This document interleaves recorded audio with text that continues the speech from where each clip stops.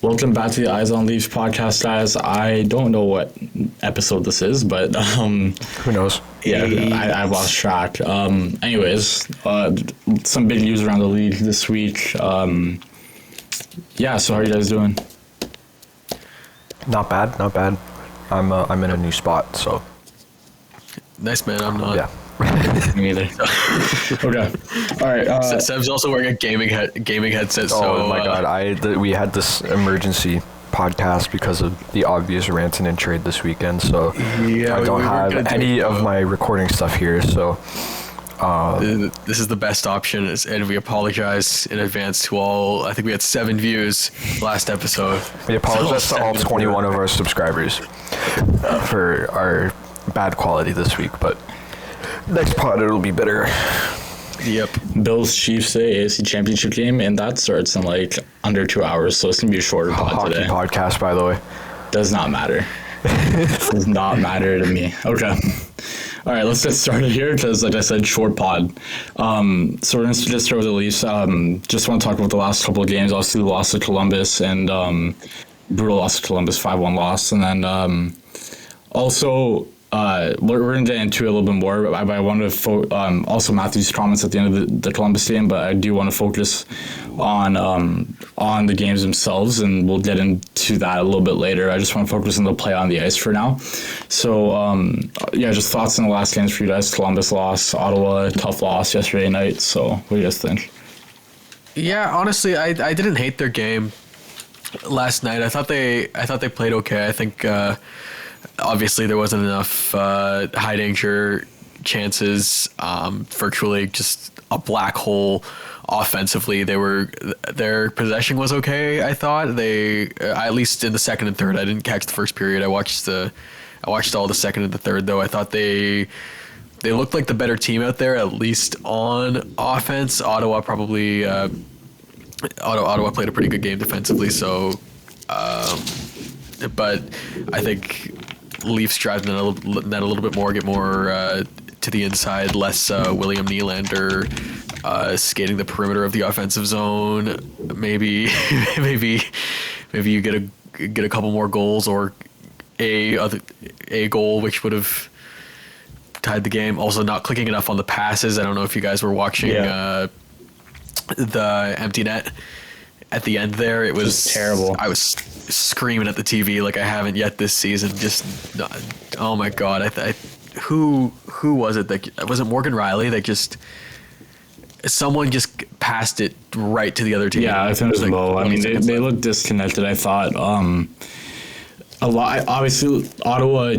Obviously, without Allmark, I think they're trying a lot better to be more of a defensive team, and I think we've seen it with their sacrifice on scoring. They were shut out the last 2 games before the yesterday night in the win over the Leafs. So I think we saw 2 teams that are playing a little bit more defensive. Obviously, I think the loss of JT has been kind of hurting this team offensively for a team that doesn't score as much already as we've seen in the past. The losing JT, who's been having a great year, obviously limits them, and we saw the debut of Jacob Quillen last night.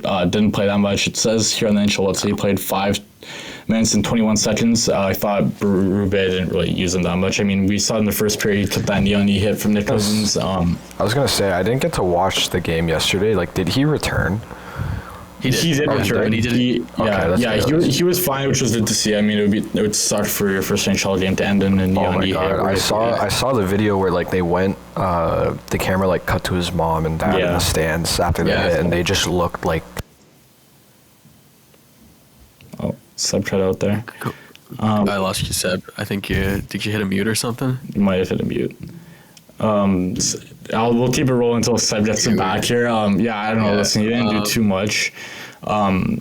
I don't think he got a single shift in the third period. Listen, that fourth line wasn't doing anything, and I don't think Rube did a lot to like juggle the lines at all to really get him more ice time. And it's not that you need to. Like, he's an undrafted guy. He's not one of our top prospects. It's not like you expect him to do anything. It was just nice to see him in the lineup and a guy getting another shot in the NHL. I think Steve scored again last night with the Marlies, so Seb's back now. Steve's scored again last night with the Marlies, and I think he's leading the AHL in goals. So I wonder if we just get another look at him once just if in the NHL if there continue to be injuries. Gurbenkin also got called up yesterday, and he didn't dress, but I wonder if we see him in the next game here, which is I think probably. Yeah, they got a couple days off. It would be good to see Gurbenkin again because he was. I don't think he had 1 point. I think when he was up. Yeah. Earlier, he wasn't a goal, but that seems Wednesday against Minnesota sort of. He plays great on the fourth line. Honestly, like he's a really good fourth line guy. I think he brings more than Quillen does. I mean, obviously Quillen played 5 minutes last night, so it's hard to say. But if you're not going to use him, I think honestly he does even more than Steves does on like a fourth line role. Like Steves he's never looked bad when he's been up. It's just not really. He's just a guy. Well, I think he's one of those players where you can't really play him in the bottom six. He doesn't play a bottom six game like this team plays with particular lines. I think if you're giving him a chance, and I don't know if his game would mesh well, but maybe you give him a shot with Marner and Matthews and just see if something happens. Like listen, this team is not scoring like it used to, so you gotta find something. And I'd prefer if Treliving made a deal before the deadline just to secure something there. And if you guys want, we could get into. I'm down if we're jumping into trade targets. Yeah, I do want to talk about the goaltending situation first, though, before we actually get into it. I don't think we'll get back to the goaltending because there's no need. But yeah, listen, like boring game last night. Got destroyed against Columbus 5-1. I mean, Hill to beat that Columbus game. That Columbus game sucked. Yeah, because they kept up in the first period very well. Like they were right on. I think they were only down. Only down 1-0 after the first. I think it was like 1-0. And Columbus is one of like the best first period teams in the league. So like it was good to see them. I don't know. It was just a good effort, and then I don't know what happened after that. But it's been a little bit since the comments, so I don't think we need to spend too much time on it. I mean, I think we could sit here all day and talk about it, but obviously I don't want to move on to goaltending until we talk about what Matthew said after the game against Columbus. Ryan Reeves gets into his first fight against Olivier. It was a good scrap. And then after they asked Matthews about the game, he's like, I kind of wish we got a little bit more energy after that fight from the crowd. And I mean, listen, Scotiabank Arena is one of the quietest rinks in the league. And the lower bowl. Lower bowl is just all corporate. Like, there's a few reasons why. I mean, one, it's not this team gives you too much to cheer about. I mean, listen, the regular season they do, but like in the playoffs, and I think everyone's kind of said the regular season, like, hey, like whatever, regular season, whatever. Show me something in the playoffs. But I mean, listen, it was quiet. There's no getting around it. It's always quiet. And then it also doesn't help that lower bowl tickets are like your yearly insurance payment. Dude, it's insane. Like insane. Even the upper bowl, dude, you get tickets in the at the very back of the stadium for like $120, dude. Yeah, like it's pretty bad in there. And I mean, it's such a tricky like thing to talk about because it's like, you want the fans to be more loud, but at the same time, it's also not the fans' fault that it's quiet. Like, it's the team's fault that it's quiet in there. Like, they're pricing out people, dude. Like, those exactly. You're not getting fans in there. You're getting companies that are there on business trips. Yeah, you're getting like business dinners and stuff at a Leafs game to close a deal. Like, it's not. They don't care about the game. They're not sitting there cheering. Like the problem for MLSE is that they can't stop doing that because they won't. Yeah. You make so much money off buying the tickets. Even when the Leafs were total dog shit, they were selling out every single night. 15-16. Was there a single game they didn't sell out still? I don't think so. Because it's still an exclusive event in Toronto. And the Leafs always will be, dude. It doesn't matter. It's how the market's always been. It doesn't matter how terrible they are. So that building. If there's one thing I wish they could do, and they'll never do this because it's what makes every single team the most money in their arena. Just cheaper like food and drinks, please. I don't want to spend like $8 on a water. Like it's bad. But even then, I don't know how much that helps with the atmosphere and getting loud. I think it's just ticket prices, and you can't. Oh no, it won't do anything with that. It's just a complaint I have. I just want cheaper it's everything, bro. It's just games, dude. It's crazy. Yeah, it is. It's like a whole paycheck, dude. It's bad. Yeah. Just for like drinks and like food. If you take like the GO train or something to the game, it's messed. It's messed up. Yeah, and I'm sure part of the problem for MLSE is that the Leafs pay all of their bills. Yeah. And they own the Raptors too, right? They do, but the Raptors are terrible right now. You're not getting many. I don't think you're getting. Yeah, but they have been good in the past. They have been profitable. When in the they're past, good, they're like profitable. Oh, 100%. Argos, TFC, like. TFC is just a money loss. It's just a dump. The TFC, they don't even feel like half a BMO. They're awful, dude. I know the games are awful. I don't know why they have such a big stadium. Dude, that team is just a money dump every year. It's just like the scene from The Dark Knight where Joker just burns an entire pile of money every year. That's what it is. Okay, It's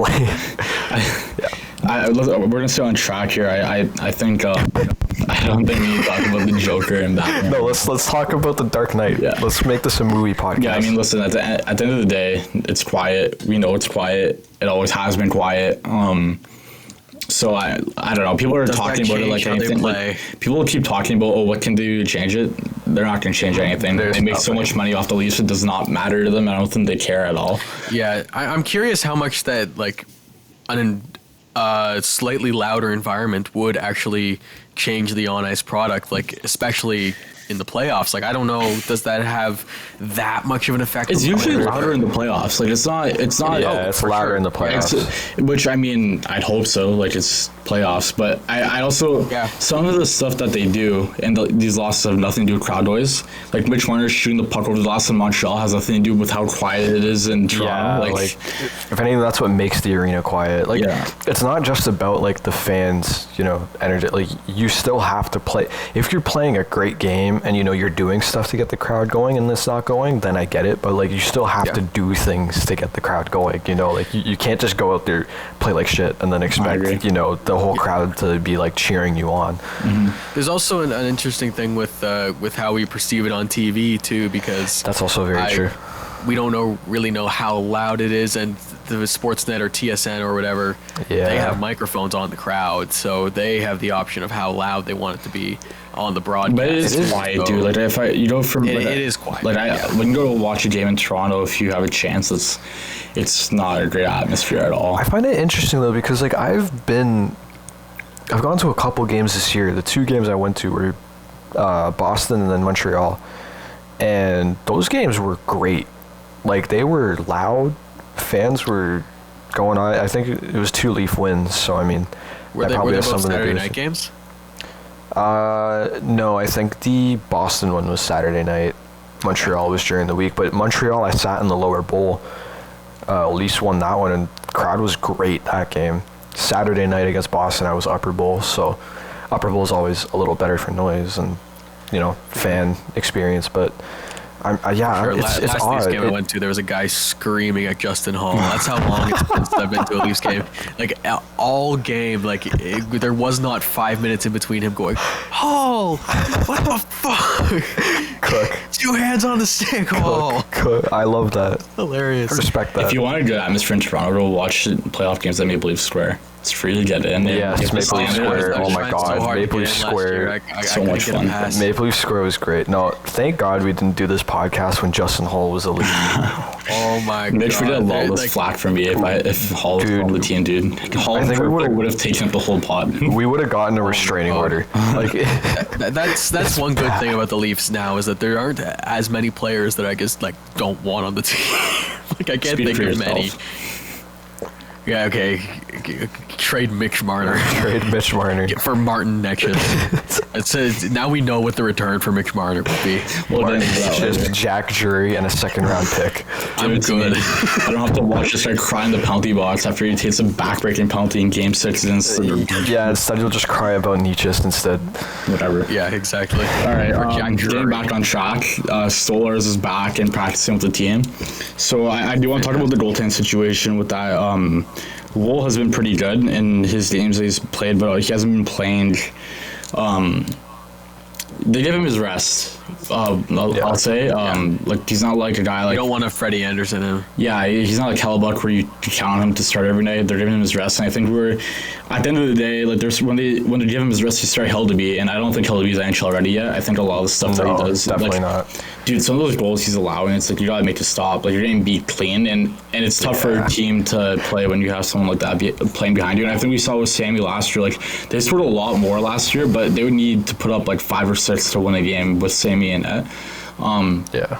And I don't know. I think you need Stolarz back, and it's just Wool has done a good job, and I think this year's kind of played out how we thought it would have in the offseason, not with how well Stolarz has played, but with the fact that both guys missed time at different points in the season, and you're kind of relying on hoping that one guy plays well enough to hold the fort until the other guy gets back and they can get back into a rotation. So I think Wool's been that though. Like we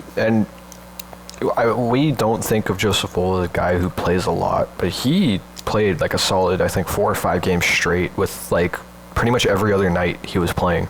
The problem is for me is that that's a story for him, and when you get into the playoffs, you need to do that. Like, what are you going to do?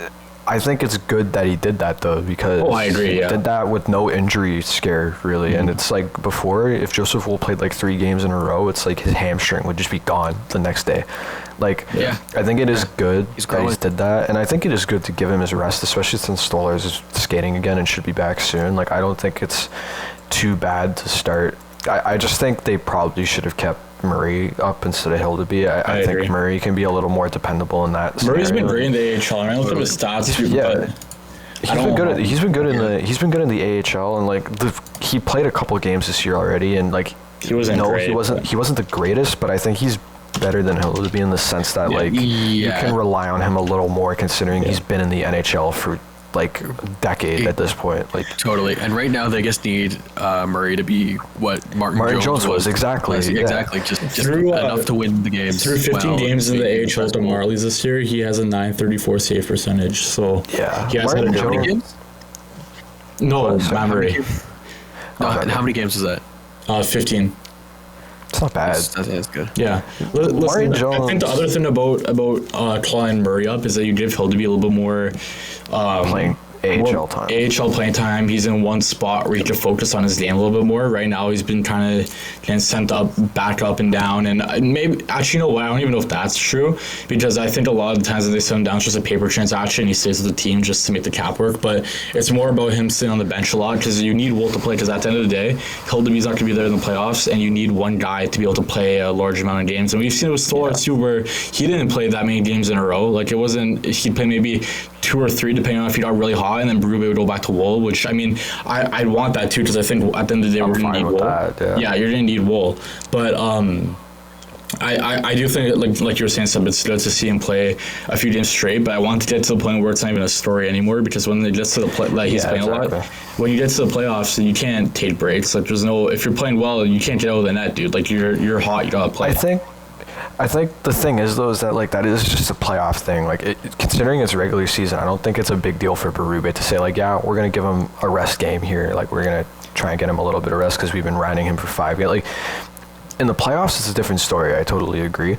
But I don't think I don't think a goalie starting 5 games in a row and then getting rest is like crazy. And I don't even think it was really a story. I think it's just Berube said, yeah, we're going to give him some rest. Even guys like Hellebuck. That he played that often, you know? Because like, I think that's what I'm trying to say is that I want to get to the point where it's just a given that he's able to play that many games, and that's not something that we watch for anymore. Because like I said, you're right, in the playoffs, like, you don't have that option. This is a little bit of a regular season story, but it's about seeing if he can play 5 straight games, like every other night, because when you get to the playoffs, if you want to be a number one, like, and that's what they're going to pay him to be. Like, even if the cap goes up, the cap, it won't be that bad, but they give him like a decent amount of money for how much he's played in the NHL, and I just think you need to see him be able to play consistently in large amounts of games, like at a time, because like I said, in the playoffs, you're going to need that.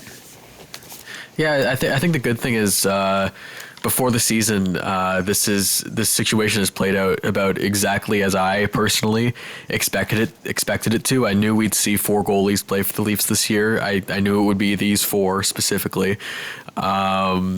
and there was going to be some sort of injury. It was Wool right at the beginning of the season, which we talked about, and Stolarz now, and it's fine. Wool has been dependable. You're not worried about having Joseph Wool in net, and Stolarz is going to be back soon. He's already back skating, and the only part that hasn't really been up to expectation is the dependable third string, but.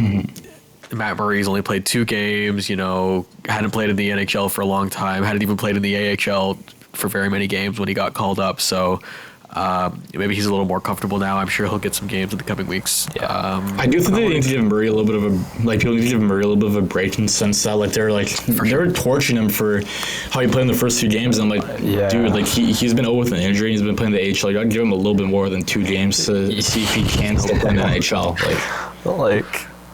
I mean, yeah, he's... And, the thing about Murray is that it's not even like he's been a bad goalie for the Leafs. In his first year, he was solid, man. He got injured. Mm-hmm. But in the games he played, he was pretty good, man. He had a 903, which was around league average. It's not. Dude, he set the single game record for goals saved above expected. That game against Dallas, just on his head, that was ridiculous. That's one of the best performances I've ever seen a Leafs goalie put on. He had some bad on paper stats though, where there was one where every single game he played for a while in a row, he was letting in at least 4 goals, which was not good. But I watched all those games. I didn't think he was bad in any of those games. It's the Freddie Anderson effect where it's okay, he let in 4 goals, but 3 of those he really didn't have a chance, and then one of them maybe you want back. But that happens to any goalie in any game, and it's at what point is it the goalie? At what point is it the defense is not good enough anyways? I think that sometimes you need a big save, which I don't think he provided too often with the Leafs. I thought he did a lot of the routine stuff well. But I think the biggest thing for him was that he couldn't get on in he couldn't get his momentum back because every time he started to pick it up and it's okay, he looks really solid right now, injury. We saw it near the end of the season when Raymond went sliding into him and he just fell back and hit his head. What are you supposed to do? You get a concussion and then you're out again for however long. That injury wasn't even his fault. No, and dude. The thing that he ended up being out for all of last year wasn't even the Raymond injury. It wasn't even that. It was something completely different, but it was just... Yeah, I feel for the guy, but I think as a third stringer right now at this point, you could do a lot worse than Matt Murray, and all you really need is, like Jacob said earlier, all you really need is him to just be like Martin Jones.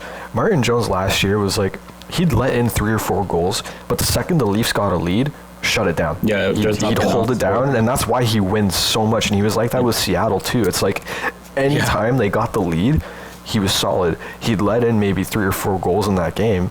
His save percentage would be shit, but he found a way to get them to the win. Yep. And that's all you really need from a third stringer. You don't shutting the door as a goalie is a big skill to have. When you're all right, I might have had a terrible first period, or there might be tough 2 goals. I can't do much about it.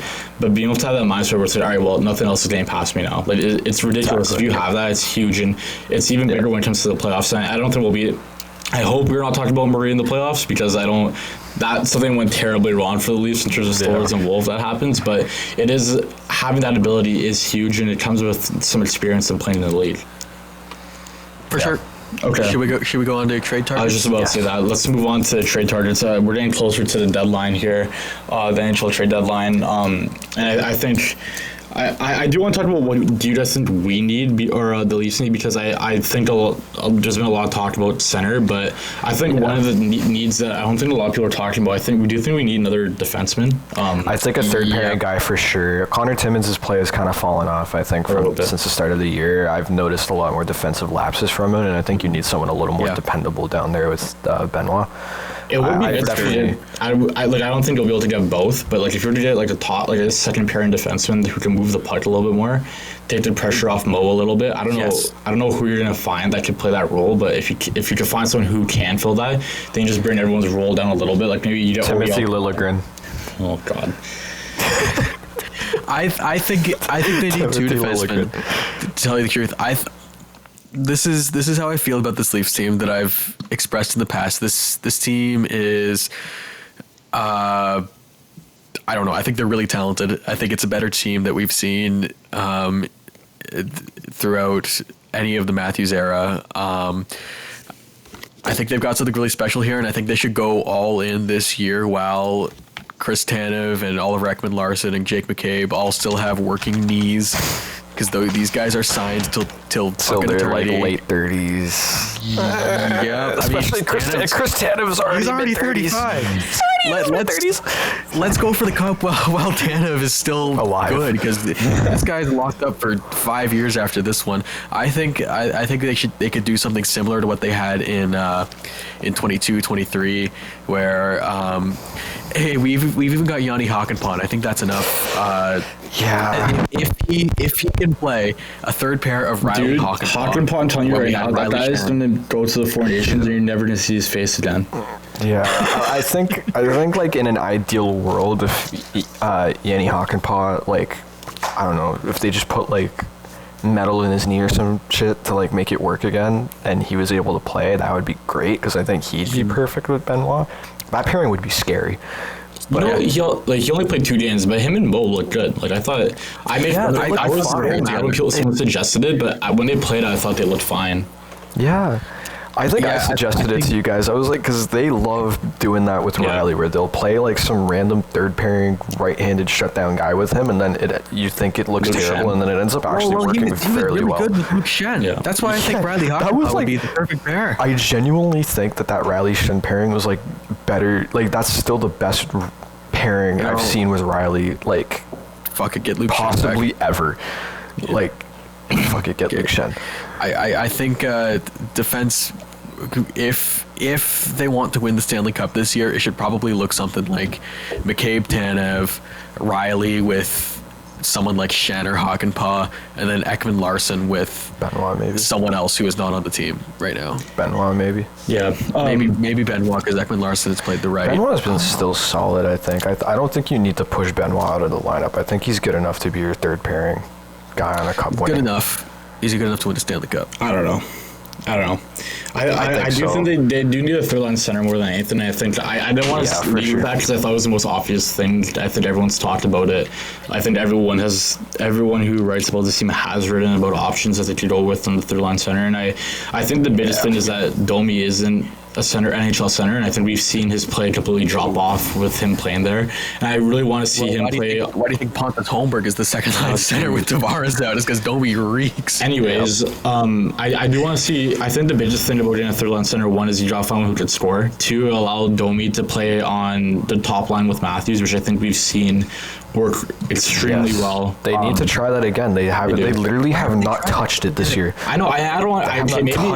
Maybe it's because they need him at center right now, but I don't understand why they haven't even tried it. They haven't even touched it, and they were that line Bertuzzi, dude, it was perfect. Matthews, Domi, that was the reason Matthews almost got 70. Mm-hmm. Like, Matthews caught on fire with those. Even in the playoffs, I think it was game 3. Game 2 maybe. What game was it where Matthews caught the lob pass and then he went on the breakaway and shelved it on Ullmark? That was like his first game before he left, I think. So that would have been what, game 2, right? Game 2 or game 3. Game 2. It was Ullmark playing. I believe it was game 2, and game 2, and I think Matthews or Domi scored, and it came off of, it was Domi scored or Bertuzzi scored, and it came off Matthews hitting the bar, and then Domi or Bertuzzi banged in that rebound, and that line was great at just creating stuff in Boston zone. It got thrown off because Matthews left, and then we had to see a brief time there with Domi, Marner, and Bertuzzi. Oh my god! And that was just all cycling, like useless possession. Take a single shot. It was bad, but that line was unreal, and I think you could find something similar to that if you played Nyes, Matthews, and Domi together. And I do want them to try it, and I hope that what they're doing is they're just waiting for a third line center, and that's eventually what they're going to try. But I don't know why they haven't tried it yet, and I said, I hope it's because they don't have a third line center right now. That's the reason. Well, even just for a couple shifts, you don't even see Matthews and Domi out there for a couple shifts. I have not seen them together once. Only on the power play, dude. Power play, or like I think they've had a couple times where they played him like with Marner and Matthews. Mm-hmm. but even that's like not. That was the first line all last year. I don't get it. I don't want Domi playing with Marner because I think they're both way too much fast. passing. Too much passing. Yeah, and I think Nyes would be perfect because he does kind of what Bertuzzi did it differently because I think he was a little bit more of a rat where he's a bit more of a pest. Yeah, so he does it a little bit differently, but Nyes still does go to the net. He goes into the corners. He's physical. He can play that role a little bit. I think Nyes is just like a pure power forward. Yeah, he's not necessarily going to be like dirty or like, you know, like you said, like a rat like Bertuzzi was, but he's still going to kill you in the corner. He still finishes all his checks, and I think he's got more skill than Bertuzzi. Like, Matthew Nyes has transition capability with how good his hands are. He's, like, able to find people with passes that, like, surprise you with, like, a player. Like, and he's fast for his size. Like, I think he could be, honestly, better than Bertuzzi could have been on that line, and I don't know. I think they really need to try it. I do want to get back to the trade targets, and I think there's a list. No. I mean, that's partially my fault too. I just started talking about Domi on the first line, but get a couple names. Yeah, names. Listen, I think we've seen a lot of Ryan O'Reilly being thrown out there. Brock Nelson. I don't think Ryan O'Reilly's gonna happen. Dude, I'm gonna be completely honest with you. I don't even know if I want it to happen. I'd like to. I don't know. He's still on another like 2 years, is he not? Like he is, and listen, he's only 33. He's younger than I thought he was, but I would like to see them get a guy who could skate a little bit more. I always thought this team looks incredibly slow in the playoffs, especially JT. And I think adding another guy like that. Listen, Ryan O'Reilly brings a lot. He like having that playoff experience, being able to play against the third line would be great. Like you're getting those great matchups there. Yeah. But I just would like to see them get a guy who could skate a little bit more, maybe create a little bit more speed for them. I think the other thing with O'Reilly too that makes it a little more attractive as a trade target is just the fact that he's been here already before with a lot of the guys on the team. He had a chance to stay here and he left. Yeah, he could. That's what I was gonna say. Yeah. He had a chance to stay, and Nashville's saying they're treating him like he has a no movement clause. What makes anyone think that he would accept a trade back to the Leafs after literally rejecting the exact same contract? He also made a comment about the core four on the way out. He's like, the way it's built. Like, I don't think he wants to be here. So if he doesn't want to be here, he doesn't want to come here. Why would he want to be traded here? I don't know. O'Reilly would be maybe cool, but I just don't really want someone who doesn't want to be here at the end of the day. I've always been like that with O'Reilly as like a trade target. I've never liked the name after he left because it's just like, why would we want someone who doesn't want to be here and has proven that he doesn't want to be here? Well, listen, like if he left and he had like the report was we had the same deal on the table for him and he picked Nashville, and if it was really just came down to no tax state in Tennessee and you get taxed highly in Ontario, that'd be one thing. But then he made that comment about the core form the way out. And I agree with him, but do you really want to be here? Like, I don't know. Why do you want that in your locker room? I agree. Yeah. I still think the guy's going to be Scott Lawton. I like that. I like Lawton. I still think it's going to be Scott Lawton. I think it's going to be Lawton or... I think it's going to be Yanni Gord, bro. Yanni Gord or Lawton for sure. I think it's going to be Gord. I still really want Brock Nelson. I still think Brock Nelson would be the guy. Look, he's a 30-goal scorer consistently, 60-point guy. I know that's not a third-line center, but why the fuck not stack the hell out of this team? I will die on this hill that I think this is one of their last chances. Genuinely, I wholeheartedly agree with you, but I just think Lou Lamoriello is stupid enough to believe that they're still... He's not trading anybody, dude. He's not trading anything. He might trade like Pierre Engvall. I don't even think he wakes up most days. I genuinely think he just like sleeps for days on end, wakes up, and then like I don't know, he'll like put someone on waivers or something, and then goes back to sleep. Signs Tony DeAngelo and goes back to sleep. I am convinced he's not trading Brock Nelson, and like. I agree with you. I would love Brock Nelson. I just don't know if it's a realistic situation. That's why at the end of the day, it's really I don't even know. I honestly do agree. I think, honestly, now that I think about it, it is going to be Yanni Gord, I think, over Scott Lawton. Because Yanni Gord is like Berube type, true living type. Yeah, he's like right up his alley. I think Scott Lawton is too, but I just think the Philly is more inclined to keep Scott Lawton. Yeah.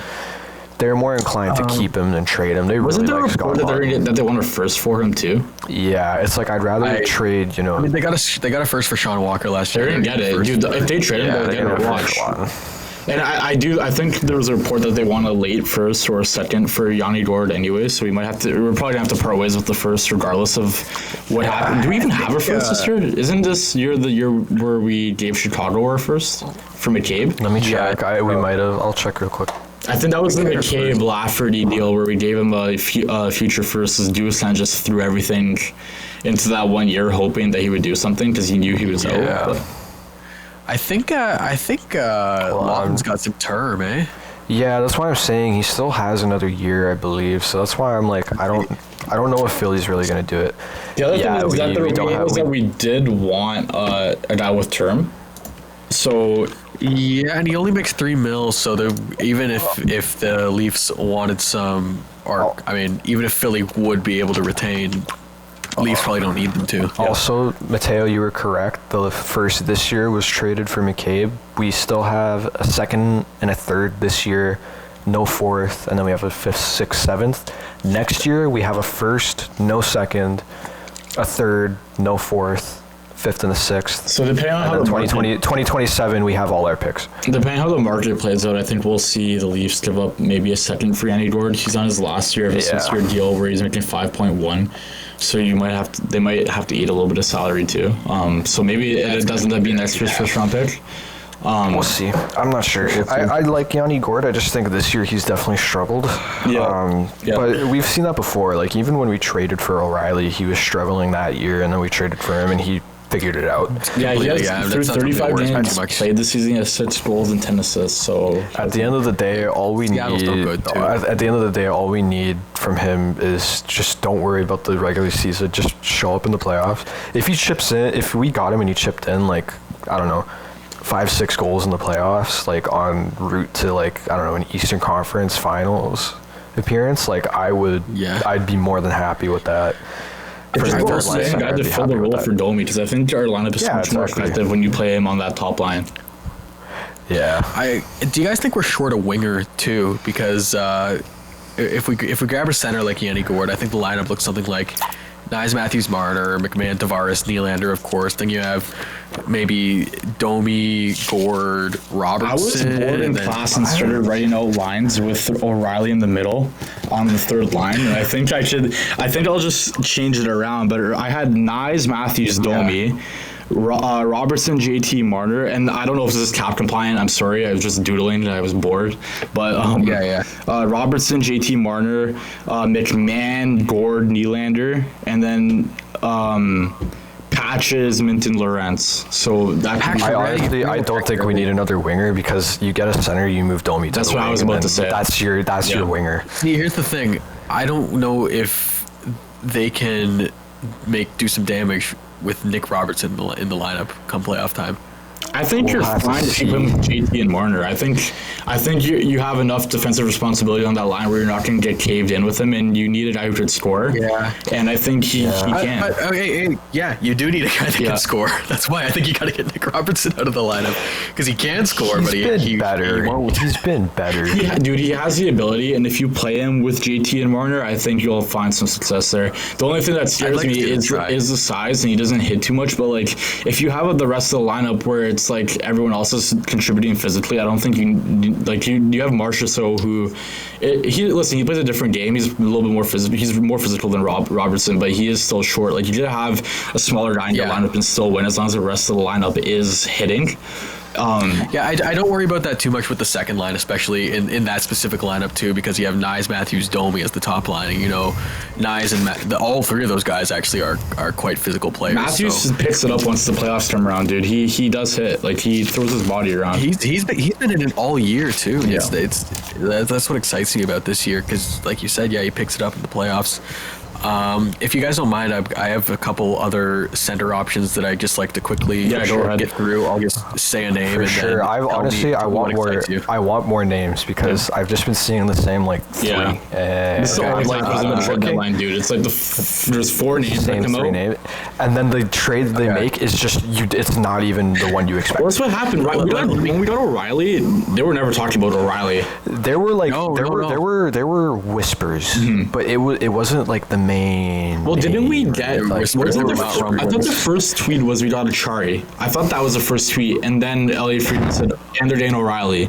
If I'm not wrong, I remember sitting there in my living room, like, losing. I remember when we got It was like Foligno. 11 o'clock. I remember we got Foligno. That was like a surprise. I don't think anybody really Anyways. expected. Anyway, sorry, Jacob. You go, Sarah. Let's just try to.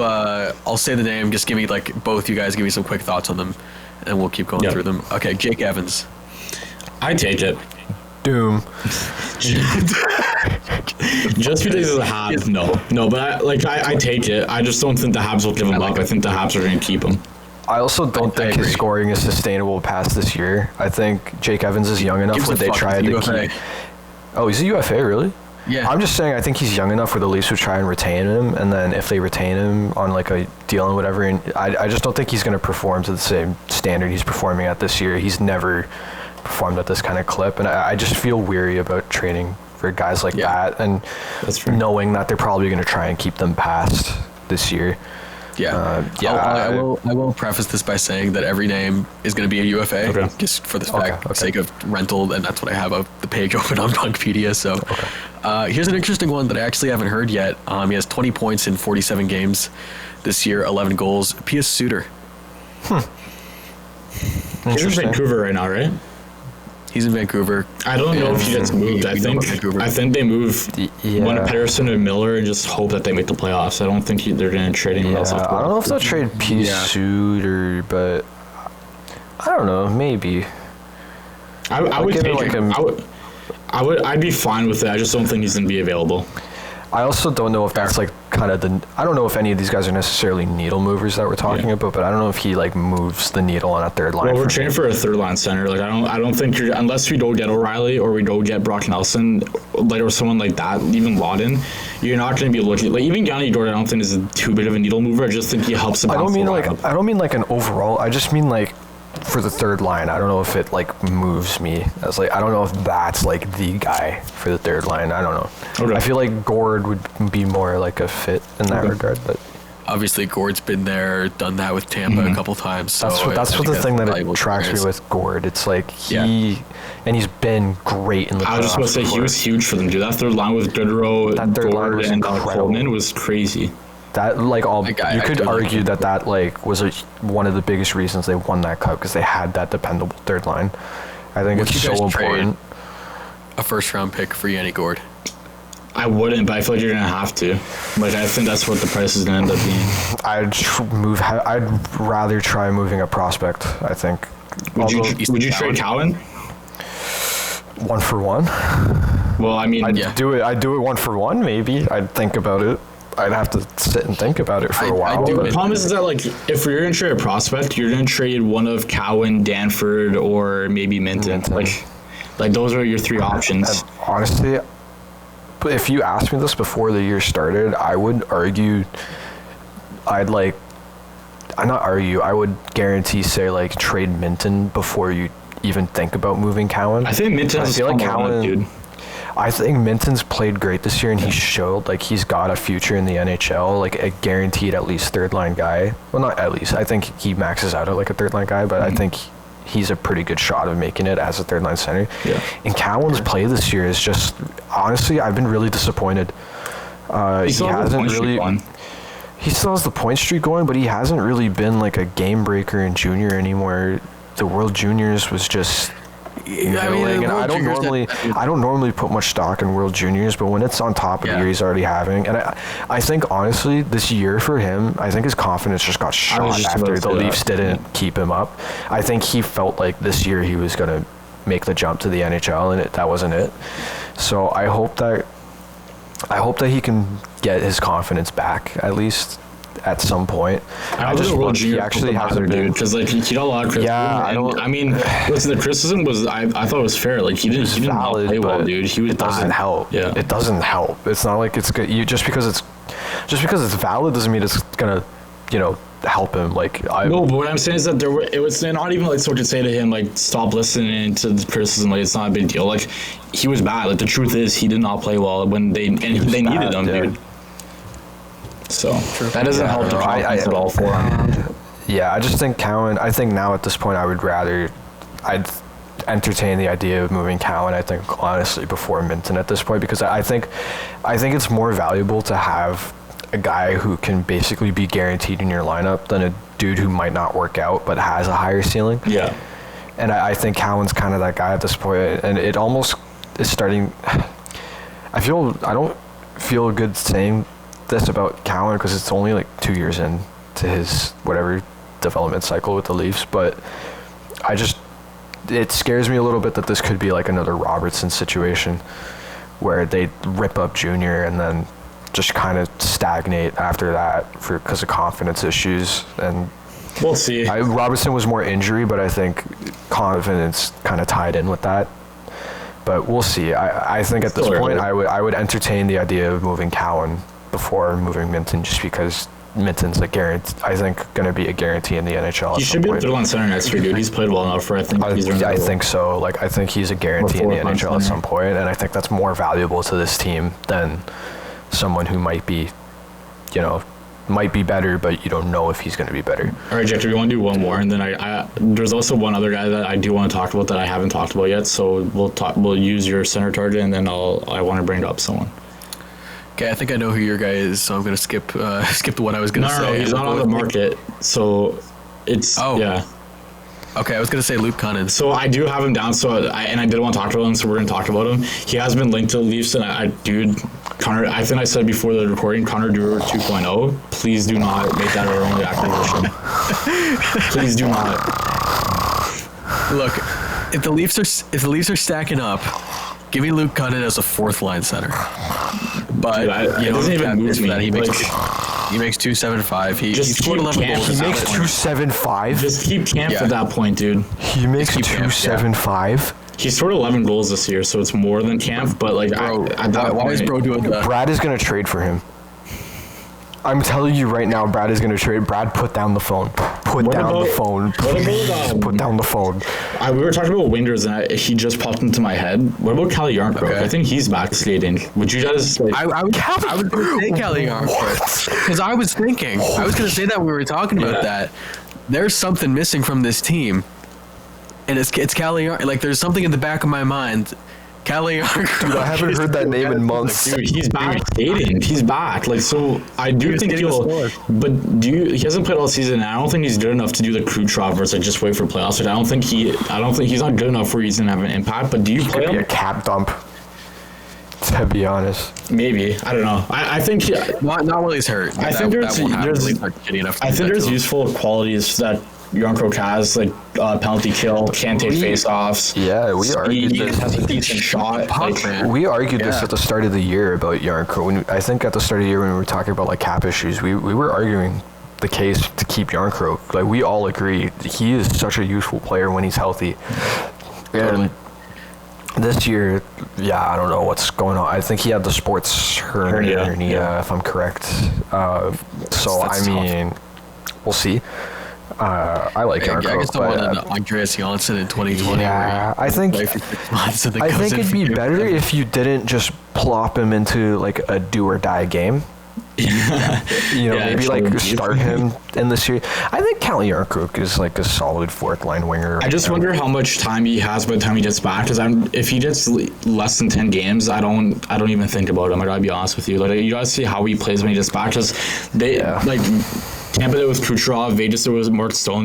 Those are two premier players where it's like they come in and they're game breakers, and Yarncroke is not even remotely close to that. So like, would you rather have a warm body who's played all year or a guy who's been having to recover all year? Like I don't think there's too much of a difference there. Calle Yarncroke. As of right now, I'd take Nick Robertson. I would take Calle Yarncroke for sure. Calle Yarncroke has not played a game this season. That's what I'm saying. Like he's been out all year, so I don't even know how. He played once in the preseason, and it was for like 10 minutes. Mm-hmm. He was okay too. He was okay, but he played for like 10 minutes in a preseason game in September. Okay, I want to move on to the league talk because there's like the biggest trade. We gotta move on to that. Like the whole reason we did a show today. I think it genuinely might be like the biggest trade of this like century. It was insane. I don't know.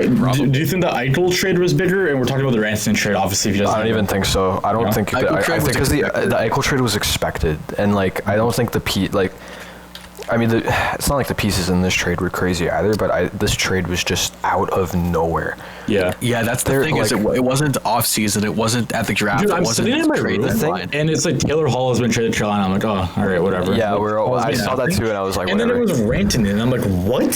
Rantanen. I think Way to bury the lead, guys. I think the thing about I think if we're comparing like the Eichel trade to this, I think the thing about this trade is that Mikko Rantanen is like genuinely probably a top 10, maybe at worst top 15 player in the league. I was thinking that. I was like, is he top 10? Like, I think he's around Eichel there. was not. I don't think Eichel was not like a top 10 guy. He hadn't played. He was shit the year before, and he didn't play for like a year when Vegas traded for him. So this trade is just massive, especially with the season Rantanen is having. Yeah. You know what else is massive? I hate you. You are the worst human being. I don't know what alive. you're talking about, by the way. In 1920, Jack Eichel in 68 games had 36 goals and 78 points. He had a great Jack good season Eichel, I'm before he got talking hurt. about his 2020-2021 season. Okay, that's because his neck didn't fucking move. So Yeah, he was shit, and then he didn't play for like a year. yeah. So I do want to talk about. I mean, I think from based off talking to you guys before we recorded, I think there's one consensus winner between the three of us in this trade, and it's Carolina. It's Carolina. Carolina, dude. There's no way you say anybody but Carolina. I This agree. trade made. I think this trade. I understand where Colorado's coming from, but I just don't see how they get better. But dude, the making cap this is deal. going up too, and like $14 million for Rantanen with a cap going up does not. It's not outrageous, dude. The one thing I will say is that I do respect them for. They're clearly sticking to their internal cap of like, you're not making more than Nathan McKinnon, and I think the only person that's going to justify making more than Nathan McKinnon is Cale Makar. I agree. And I think that makes sense, but I genuinely think it's that, because we haven't heard much about why the negotiations went sour or why Colorado wasn't willing to go Well, to we that. heard but I that think it's his deal was like the deal that he wanted 14 by 8. Yeah. And I think at the end of the day, they said you're not making more than Nathan McKinnon. I think they offered. And- I think Freeman said they offered him like 11.7, which was the highest paid winger in the league. Yeah. And he still wanted the 14. And listen, that's a big gap in negotiations if you're talking about $3 million or almost $3 million a year. a season, like, Yeah, like- that's. Plus the year, because that's another. You're talking about a Add difference another of like 14 million you're difference. talking about you're talking about I think it's more than you're talking about like a 24 million difference if it's like a No, but I'm saying like plus Rantanen wanted the 8th year, and if Colorado Yeah, only yeah, offering yeah. 7, that's another 14 million. Yeah. It's like, I mean, I don't blame necessarily either side. I think Rantanen is justified in asking for 14 million considering where the league is going, and I don't think the recent rumblings of like the cap jumping up 9 million helped Colorado at all. Definitely not. In these negotiations. The one thing that surprised me though, or not necessarily surprised me, but the report that Rantanen was like upset that he got traded because Colorado like barely talked to him, and he was like caught off guard that he got traded. conflicting reports on that though, because I saw someone say that Rantanen that deal was in the works for a while. So I'm assuming. Like I saw two I different wonder the things. source on that, you know, like coming from the player, it's like he's pissed off in the moment, trying to make the team look bad, probably. So I didn't take too much. I took that think with a grain of salt. I wouldn't like, yeah, if he was upset about being traded or like caught off guard, I'm like, I feel like if you're asking for more than the team's best player, and the team just isn't talking to you about a contract, I feel like you should probably see the writing on the wall. Yeah, but at the same time, he's a Avs legend and probably in a Hall of Famer. So like, if it is true they just didn't say anything to him, listen, if he doesn't have trade protection, he doesn't have, or well, he did, and it didn't. Like Carolina wasn't on the list, but I do think maybe you should just say hey, heads up, like this might happen because we can't get a deal done, you know. Yeah. And maybe they It's did. a Like legend I said, there was moment. conflicting reports, so maybe he did know, and that's just. It wasn't true, but you don't know. It kind of is a legacy moment for the Avs though, because I don't think 96 goes to the rafters now. He didn't play it. He didn't play there for very long. It's tough. I mean, 8 years or something. I mean, he won. that's a cup definitely there. a tough call. It's a tough Yeah, he call. won a cup, but I don't know. It's a tough call. I think this team could, or sorry, not this team. This trade has potential to go very badly for both sides involved. Well, what happens if Carolina crashes on the playoffs and they can't sign him, right? Then you just save up Marty Natchez. Well, let's It doesn't even matter let's speak. Sorry, I misunderstood you. Yeah, if they don't sign him, Yeah. Well, let's. or Natchez sucks. Oh, And we don't have to talk about this much, but Alex Pietrangelo will not participate in the Four Nations face-off, rehabbing an injury. Well, I did want to talk about Four Nations. We can speak about that later. Later, yeah, I'll put that down. Yeah. Chris Tanev season. Chris Tanev. No, I think for Carolina, I love this trade for Carolina because they're dealing from a position of strength here. It's like Nietzsche has been amazing for them this year, but at the end of the day, this is a guy who they were like literally this close to trade. Like, I literally cannot get closer to this with my fingers. He was almost in Buffalo. Like, I thought he was gonna be in Buffalo. Yeah, like he was. This is such an ideal scenario for Carolina, man. That's what I'm saying. Trade the guy anyways. Yeah, they were gonna trade him. He has a bonkers season. Yeah, skyrockets his value, and suddenly Mikko Rantanen's on your first line. Yeah. Like, and what I think even if they don't re-sign Rantanen, they get Rantanen for like 3 months in a playoff run. I mean, but for a guy that you were gonna trade, if you don't win the cup now, it's like, oh, if you don't win a cup, then yeah, this is cup or bust for them, no doubt. So I think but what then we've they also got Taylor Hall too. I mean, Taylor Hall doesn't. I'm not really. Taylor Hall doesn't move me, but like, listen, he's still a solid bottom six guy. I feel like he's one of those players that you wouldn't want to play in the bottom six because he's not good enough defensively to be there. You know. Listen, at the end of the day, he's a bottom six guy, and it's Taylor Hall. Like, he's been in the league forever. Yeah. That's valuable experience, I think, to have on your team, and I think even then he can still. I think with Taylor Hall, you get someone versatile. If you have injuries in your top six, you know, that's a guy who can slide up. I'm just looking at their team now. They are so deep. This team is disgusting at everywhere besides center. Oh yeah, their first line is Rantanen, Aho, Jackson Blake, who's been solid this season. Actually? Yeah, he's been solid. Svechnikov, Kotkaniemi, Robinson, Martinuk, Stahl, and Jarvis, and then Roslovic, Juha Yaska, I don't know who that is, and then Taylor Hall. This team is good, and then defensively they're still amazing. Yeah. Goaltending is goaltending still scares me, dude. I don't know. Kochetkov has been fine, but if they're playing with Freddie, I'm scared of Freddie in the playoffs. If I'd be honest. Yeah, goaltending is a bit of a concern, but I think we have seen if your team is strong enough. I mean, you don't need an elite right? goalie. Aiden Hill in Vegas, Darcy Kemper in Colorado. Yeah. You don't need an elite goalie to backstop you. No, but you're the guy who won't give you stupid mistakes in the biggest moments, and Freddie. You are right. I think. I don't even know how to say his name. Jesus Kochetkov, thank you. Kochetkov, I think, is solid enough. Where I agree with that. He can get you to a cut. I think just that forward core, right? So. That forward core is just genuine. I think Mikko Rantanen is the best player on that team. Yeah. He's instantly the best player on the team. Like, that's their superstar. Rantanen and Aho is going to get a nasty combination. The Finnish connection on the first line, that's crazy. I do want to touch on Chicago really quickly and then move on. They got what is Chicago doing? They just got fleeced the fuck out of that deal. You take on half of Rantanen's deal and Taylor Hall. Half of Rantanen and Taylor Hall, and you get a third. Yeah. Well, what I heard is that they weren't getting the third round pick was the best offer that they got for they were getting for Taylor Hall. Like. That was the best pick they could have got for Taylor Hall. But what did they get for retaining? That's what I'm saying. I don't know. Maybe they didn't get it because they didn't retain on Hall. So maybe they didn't retain on Hall. They didn't retain on Hall. Okay. So maybe that's why. But still, I thought you could probably got a third round pick if you just traded. And I think Greg Wyshynski was saying this. A lot of NHL executives were really confused by what Chicago was doing. They were saying you could have a third for Hall and retention. And how much they retained half of Rantanen's deal. So how much is Rantanen making? Yeah, for a third round pick. I mean, a third round pick.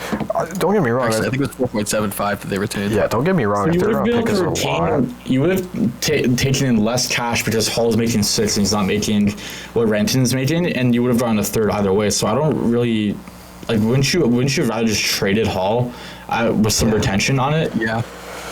They only saved about $500K against the cap. I think the issue with Hall, does he have? No, I think he's a UFA.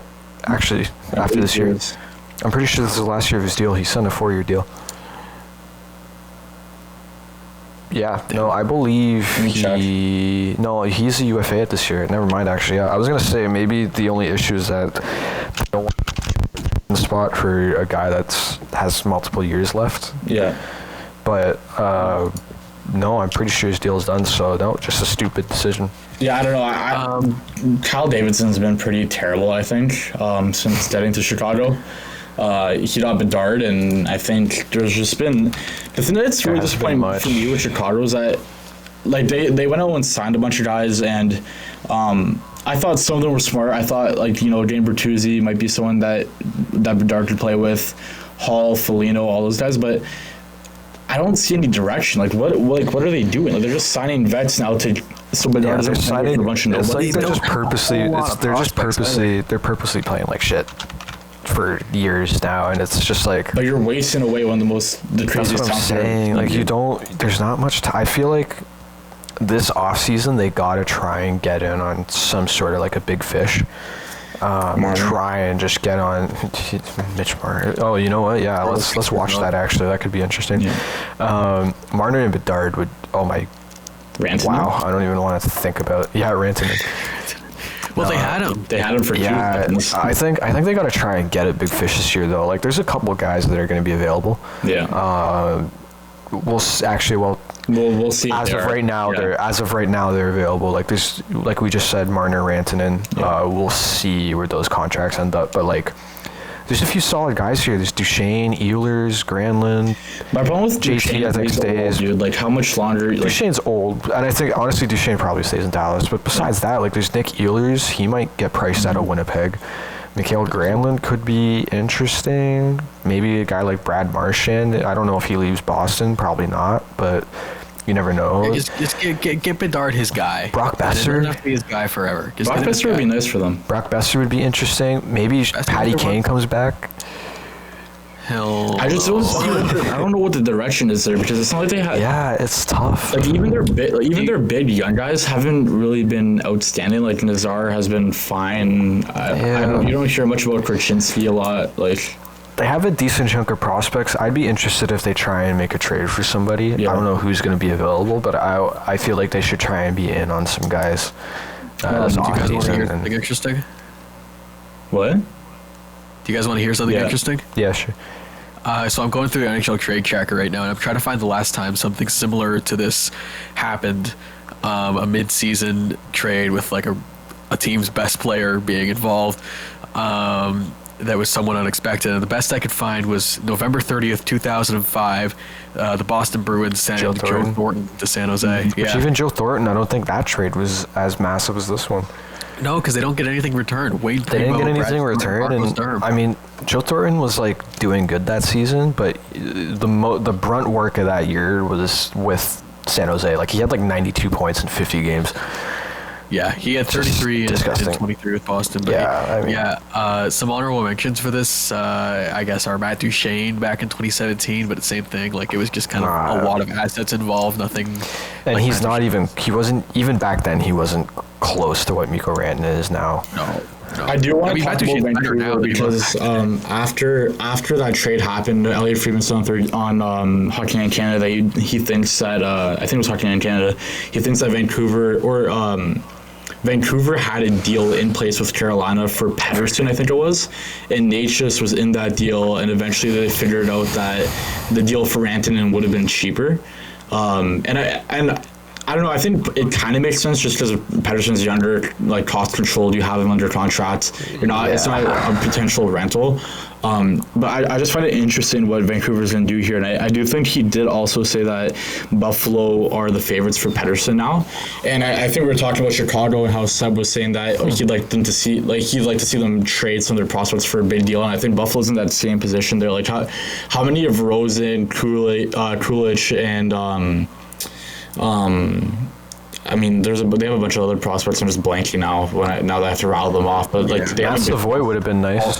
Savoy, yeah. Well, now he's in Edmonton. Savoy would have been a good piece. Yeah. But I think Buffalo should be all over that if they are going to trading Pettersson, because Buffalo's kind of in the spot right now where it's like you go into the same every single season. Like the only thing that they did was add to the bottom six, and I think we made jokes about this on one of our other episodes where they just grabbed every bottom six player available and they overpaid for them. And it was just like McLeod, Beck Mallinson, who else did they bring in? They brought in Jason Zucker, who's playing, I think, middle 6 minutes right now for them. And he's been so good for them.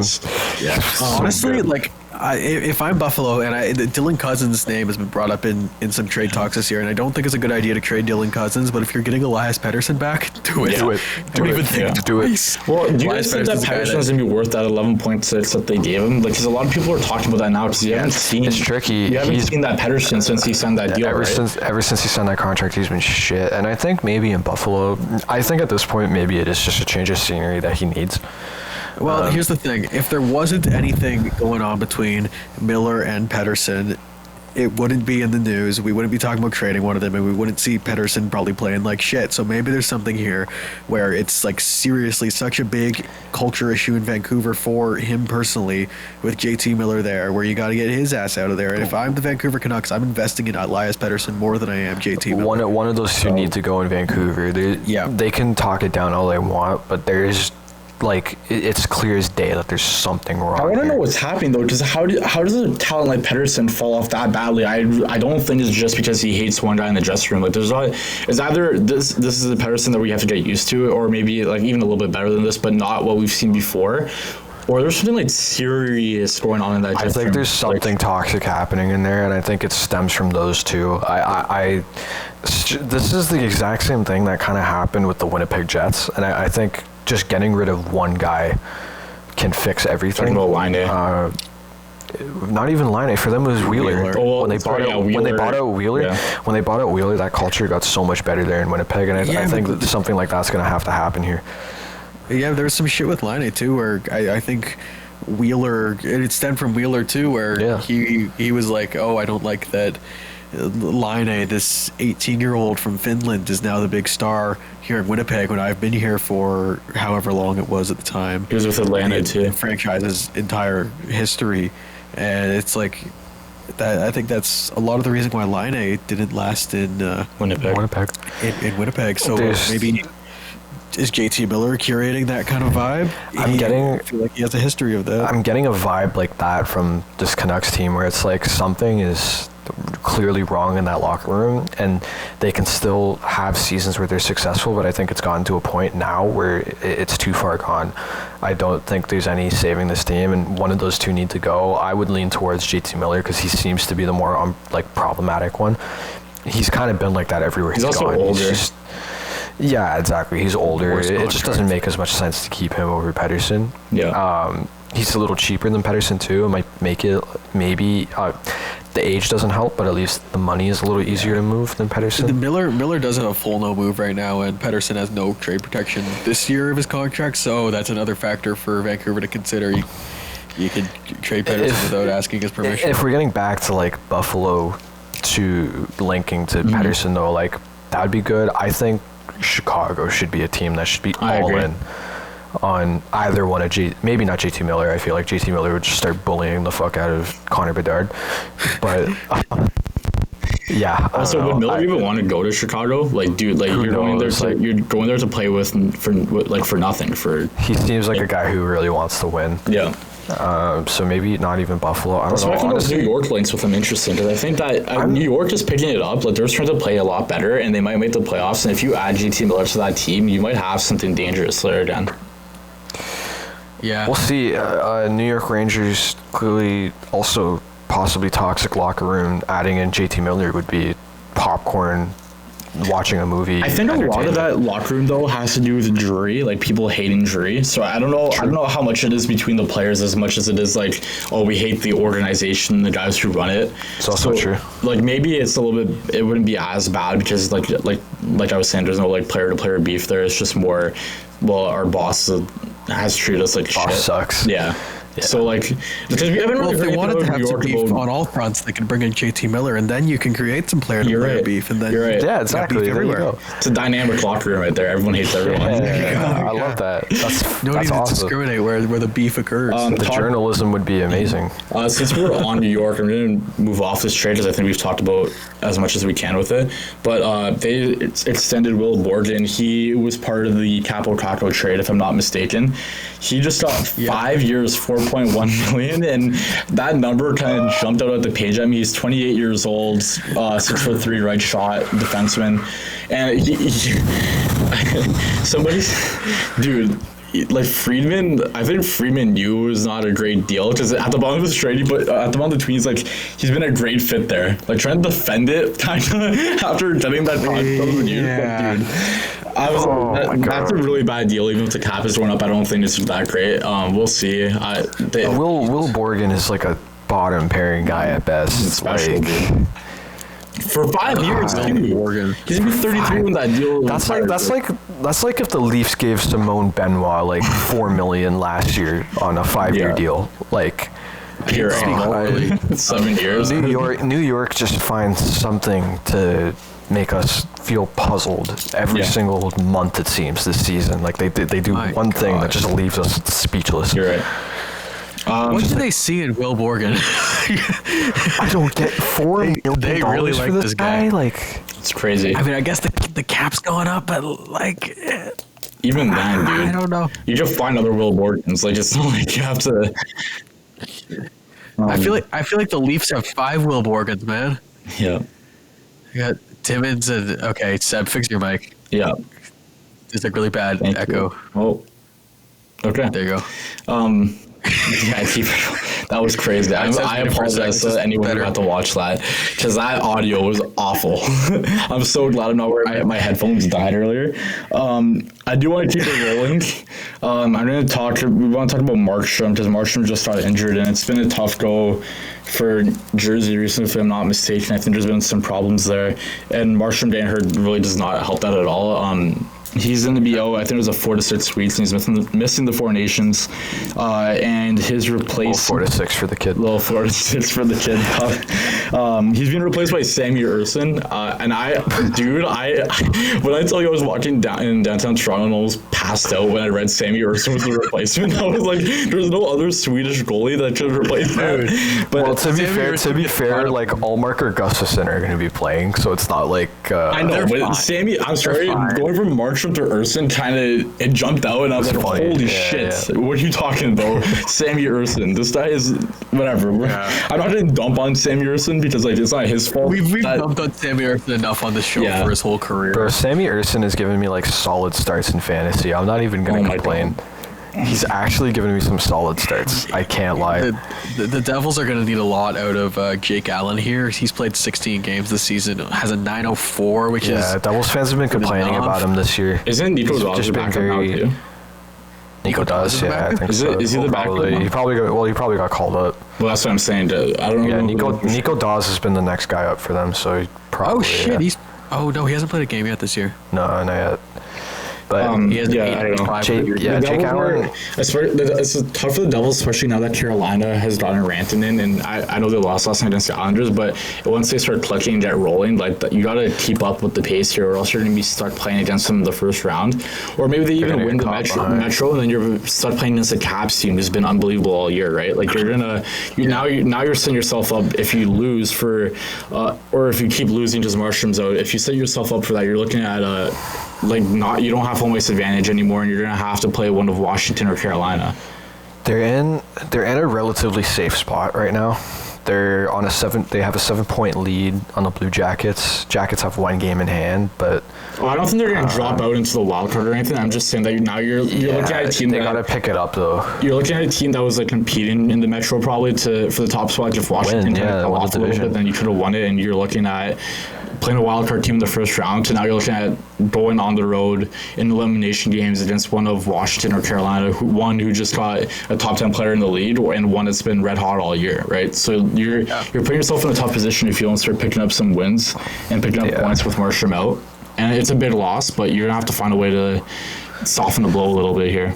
They're definitely in a tough spot right now. They're in a lull, and they really got to figure it out because this could be their season.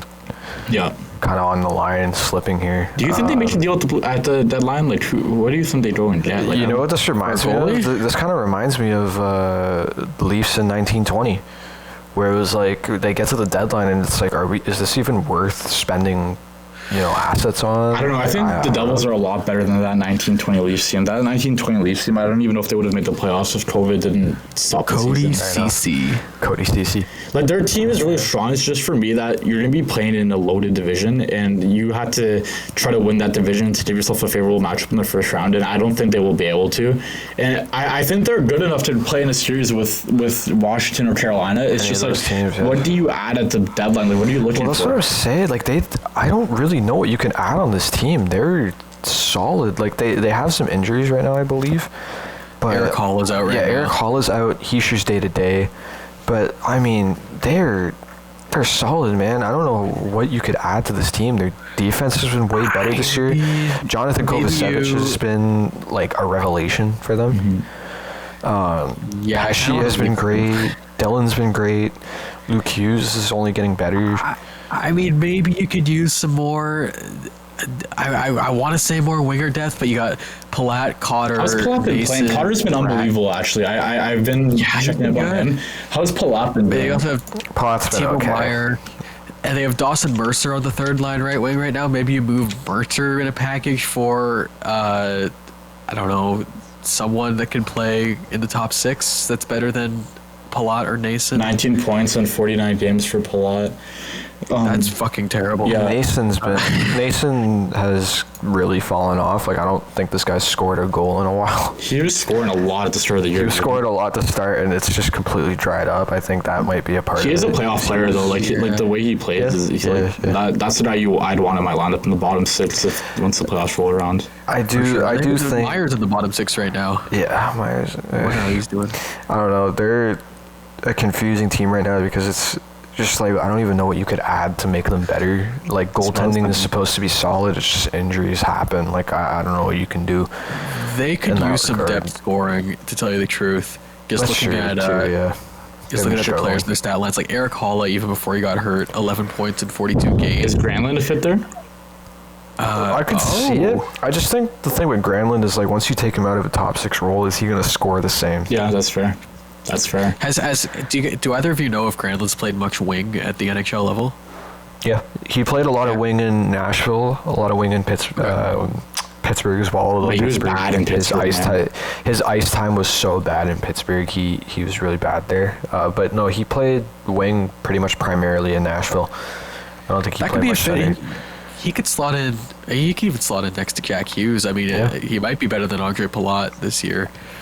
I do want to wrap up the pod with some Foreign Nations talk because I think Seb just said that Pietrangelo injury and will miss. So let's say we're going to get our first replacement player for Team Canada. Markstrom, believe it or not, he was the first player to get injured on any Foreign Nations roster, and that was like 4 months. And I thought it was a lot that we would have had somebody by now that would go down. But So yeah. how long until Austin Matthews announces he won't be playing? No, dude, he's going now. He's lighting it up with the Leafs. Like now he's going. He's fine. He looks fine. Seb, dude. Seb, your mic, Seb. I don't want to have to edit this, please. Yeah, I don't. Well, yeah. I don't know, Jacob. Who do you think replaces him? Do you think it's Tanev? I don't know. I can't think off the top of my head. It's been a while since I thought about this, but I remember I didn't love the Sanheim selection or the Parayko selection. What do you think? Do you have any listen, at the end of the day, I think you're going to see Sanheim move into the top six just because they took him first, and I think they think of him more highly. But I do think Tanev has a look of getting into that into the top seven, like the top seven defenseman for Canada. It just probably going to be Evan Bouchard. Maybe Bouchard, yeah. You could look at Bouchard. I was going to say Bouchard, yeah. Bouchard could slide in. It just starts for Canada. Okay.